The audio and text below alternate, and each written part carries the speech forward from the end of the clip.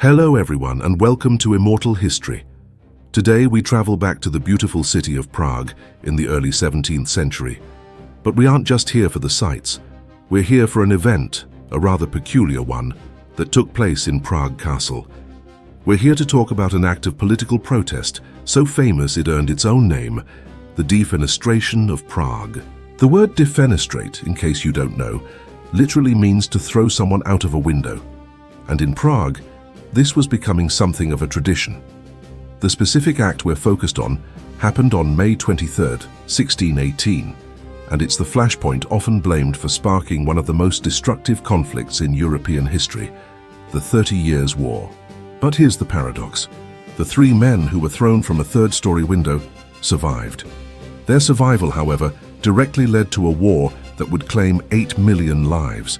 An act of violence that killed no one ignited a war that killed millions. How is that possible? Let's rewind and understand how one open window plunged a continent into chaos. To understand what happened, we need to picture Bohemia, the heartland of today's Czech Republic.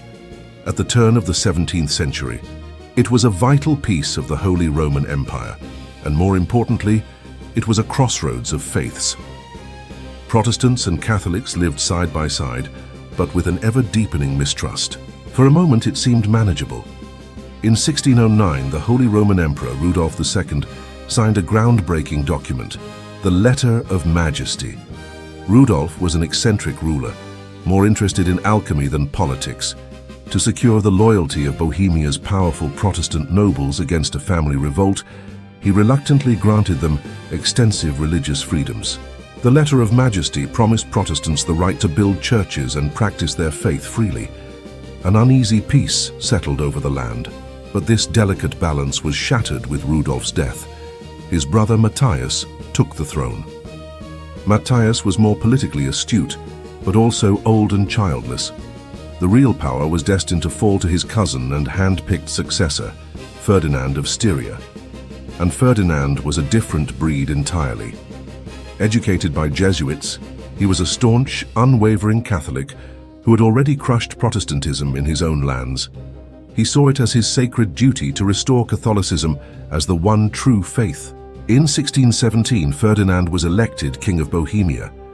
Though the Protestant nobility feared him, they had no candidate to oppose him.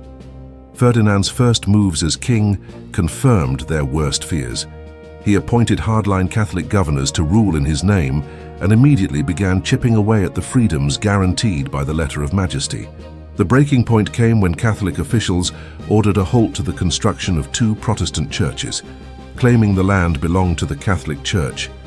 The chapels were ordered closed. For the Bohemian nobles, this was a blatant violation of their rights. Their letters and delegations to the emperor in Vienna were rebuffed. The authorities ordered the protesting nobles to disperse. Rumors swirled that the imperial army was on its way to crush them for good. The fuse was lit. Imagine the scene. It's the morning of May 23, 1618. Inside the Bohemian chancellery at Prague Castle, the king's representatives are gathered. 2 of them, Jaroslav Božitas Martinik and Vilém Slavatas Shlumu, are known Catholic hardliners. With them is their secretary, Philip Fabricius. Suddenly the doors burst open. A group of furious Protestant nobles, led by the fiery Count Thurn, storms in with a crowd of armed men. They've just come from an assembly where they decided that sending letters was no longer enough. This would be a confrontation. The nobles read out a list of charges: broken promises, closed churches, the violation of the sacred Letter of Majesty. They accused Martinik and Slavata of orchestrating this oppression. A mock trial was held on the spot. The verdict was swift, guilty of being enemies of the faith and traitors to Bohemian liberty. The question was what to do with them. And in Prague, there was a precedent for this sort of thing. They decided to use the window. They seized Slavata first. He clung to the windowsill until his hands were struck and he fell. Martinik was next. As they dragged him to the window, one of the Protestants reportedly taunted, "Let us see if their Mary will save them." Finally, they grabbed the secretary Fabricius, who begged for his life but was shown no mercy. One by one, the 3 men were hurled from the third-story window, plunging nearly 70 feet into the moat below. Incredibly, all three survived. Slavata was injured, but Martinic and Fabricius were mostly unharmed. How? Catholic propagandists cried miracle, claiming the Virgin Mary and her angels caught them. The Protestants had a more unearthly explanation. The men landed in a massive pile of manure and garbage that had accumulated in the moat. The historical truth is likely a combination of factors, including their heavy clothing and the steep, muddy slope of the moat, which broke their fall. As the stunned trio scrambled to get away, the nobles above realized their victims were escaping and began shooting. They missed. The three men found refuge in a nearby palace. The rebellion had officially begun. That single act of defiance set off a chain reaction no one could control. The news spread like wildfire. The Bohemian nobles formally deposed Ferdinand and elected a new king in his place, Frederick V of the Palatinate. Frederick was a Protestant and son-in-law to the King of England. The nobles hoped his connections would bring powerful allies. He would go down in history as the Winter King because his reign lasted just one season. Ferdinand, who by now had been elected Holy Roman Emperor, was not about to let his kingdom go. Supported by the Catholic League and his powerful Spanish Habsburg relatives, he amassed an army.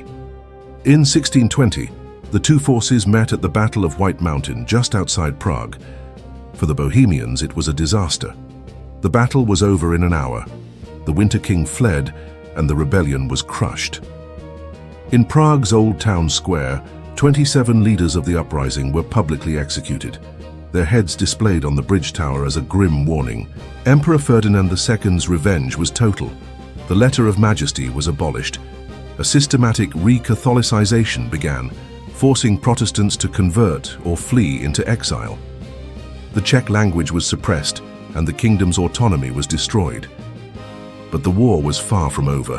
What began as a local rebellion in Bohemia spiraled into a continental bloodbath. The conflict became a complex web of religious fervor and political ambition.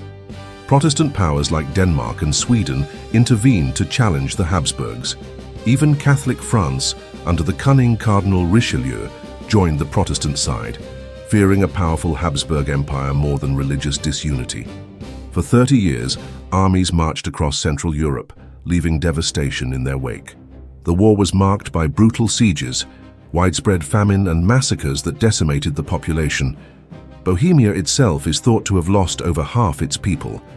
The fighting finally ended in 1648 with the Peace of Westphalia. The Peace of Westphalia didn't just end the fighting, it reshaped Europe. It established the principle that each state has sovereignty over its own territory and domestic affairs, a foundational concept of modern international relations. It also grudgingly accepted that different Christian faiths could coexist. For the first time, diplomacy, not just war, was seen as the primary tool for resolving conflict. And it all started with a single act of angry, symbolic defiance. 3 men were thrown from a window and survived, yet their fall triggered a war that killed 8 million people. The Defenestration of Prague is a powerful reminder of how quickly a fragile peace can shatter, and how seemingly guaranteed rights can vanish when extremism takes hold and dialogue fails. It shows us that sometimes the smallest spark can ignite the biggest fire. If you enjoyed this piece of Immortal History, be sure to like, subscribe, and hit the notification bell for more stories from the past. Let us know in the comments what piece of history you'd like to see us explore next. Until next time, stay curious.